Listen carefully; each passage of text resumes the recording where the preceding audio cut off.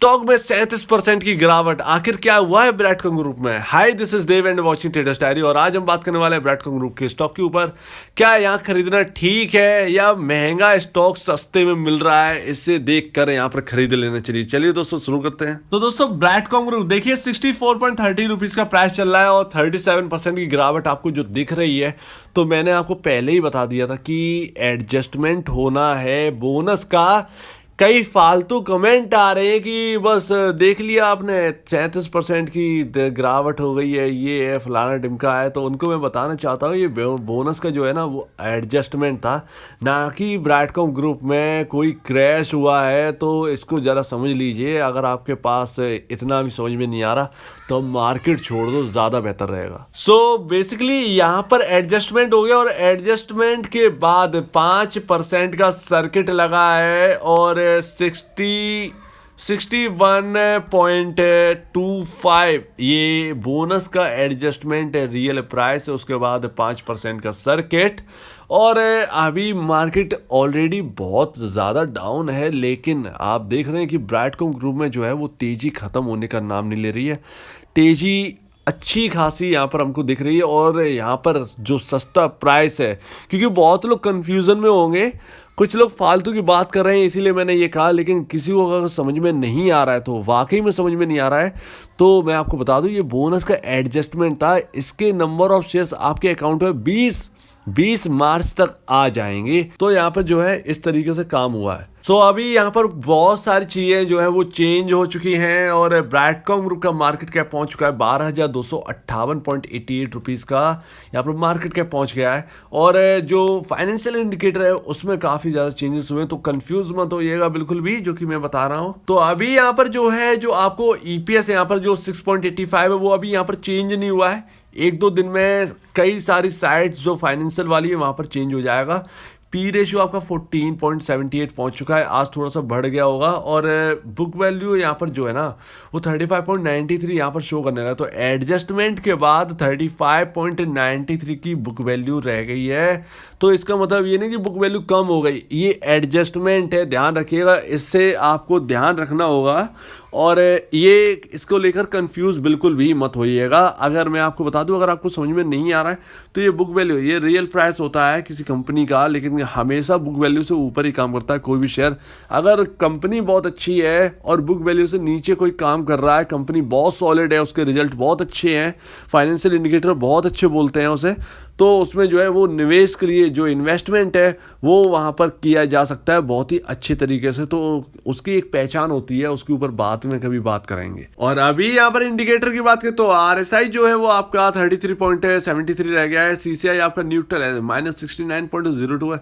William आपका neutral है, -74 है। और मनी फ्लो इंडेक्स जो है वो आपका यहाँ पर न्यूट्रल है, ये 41 के आसपास है। तो चारों में से चारों इंडिकेटर जो है वो आपको अंडर वैल्यूड कहें तो ओवरसोल्ड की तरफ ही आपका रुझान रखते हैं। न्यूट्रल में तब कहता हूँ आरएसआई को जब 50 के आसपास, 45 से 50 के आसपास आरएसआई होता है, तो उसे न्यूट्रल कहा जाता है रियल में।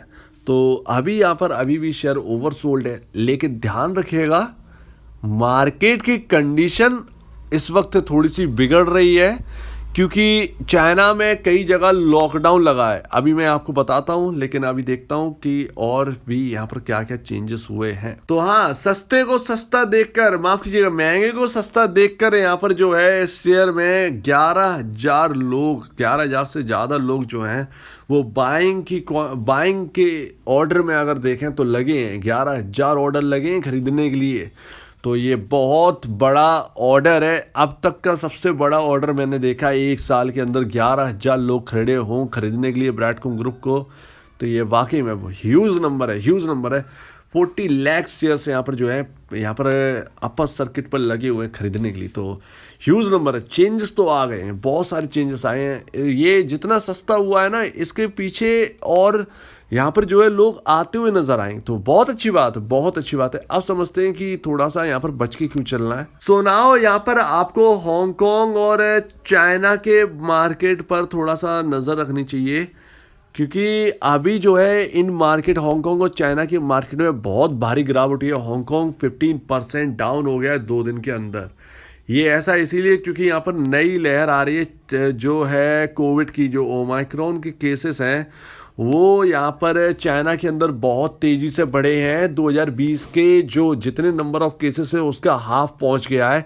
तो ये काफ़ी डराने वाली बात है, जिसकी वजह से जो ग्लोबल मार्केट है वो स्लिप हो रहे हैं। तो ध्यान रखिएगा यहाँ पर इसका रब ऑफ इफेक्ट जो है वो हमारे इंडियन मार्केट और अगर अमेरिकन मार्केट पर दिखने लगा तो फिर यहाँ पर टूटते हुए नजर आएंगे। लेकिन ध्यान रखिएगा इस वक्त चौंकने वाली बात यह है कि दो चीज़ें आपको देखनी है। जब ये सब हुआ था, कोविड का टाइम था, आईटी सेक्टर ने धूम मचाई थी, ध्यान रखिएगा। और आप जानते हैं मैं ब्रैडकॉम ग्रुप के काम को मैं आपको बहुत पहले ही बता चुका हूँ, इसका काम कभी रुकने वाला है नहीं, क्योंकि फ़ोन कभी रखे जाएंगे नहीं तो इसका काम कभी रुकेगा नहीं। तो यहाँ पर एक ही चीज़ ध्यान रखनी है कि यहाँ पर उस वक्त अगर यहाँ पर जो है इस तरफ अगर हम बढ़ते हैं गिरावट की ओर, तो आपको नोटिस रखना है कि क्या आईटी सेक्टर की कंपनियां गिर रही हैं ग्लोबली, तो फिर तो यहाँ पर जो है गिरावट होगी। लेकिन अगर उस वक्त ग्लोबली मार्केट गिर रहे हो और आईटी सेक्टर की कंपनी रिकवर हो रही हो तो उसमें फिर ब्रैडकॉम ग्रुप के तगड़े रिजल्ट्स हमको देखने को मिल सकते हैं। तो वो ऊपर की तरफ फिर ब्रैडकॉम ग्रुप चल देगा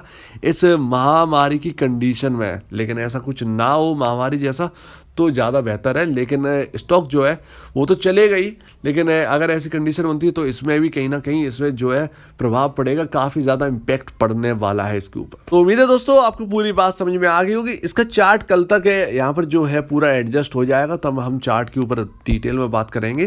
तब तक के लिए इस ब्रैडकॉम ग्रुप को जो है वो आप यहाँ पर वॉच लिस्ट में लगा के रखिए। नए लोग हैं तो यहाँ पर देखते रहिए इसके ऊपर। और अब दीजिए मुझे वीडियो देखने के लिए बहुत बहुत धन्यवाद दोस्तों।